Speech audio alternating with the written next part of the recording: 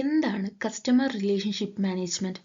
CRM means managing the relationship between a company and its customers. CRM എന്നുള്ളത് ഒരു സ്ട്രാറ്റജിയാണ്. ഇവിടെ കമ്പനിക്ക് അവരുടെ കസ്റ്റമേഴ്സുമായിട്ടുള്ള റിലേഷൻഷിപ്പ് മാനേജ് ചെയ്ത് കൊണ്ടുപോകാൻ ഹെൽപ്പ് ചെയ്യുന്ന ഒരു സ്ട്രാറ്റജിയാണ് കസ്റ്റമർ റിലേഷൻഷിപ്പ് മാനേജ്മെന്റ്. ഇനി എങ്ങനെയാണ് ബിസിനസ്സിനെ CRM ഹെൽപ്പ് ചെയ്യുന്നത് എന്ന് നോക്കാം. Understanding customers, satisfy customers and retain customers. Long ടേമിൽ കസ്റ്റമേഴ്സുമായിട്ട് ഒരു റിലേഷൻഷിപ്പ് ബിൽഡ് ചെയ്യുന്നതിലൂടെ മാത്രമേ ഒരു ബിസിനസ്സിന് സക്സസ്ഫുൾ ആവാൻ പറ്റൂ.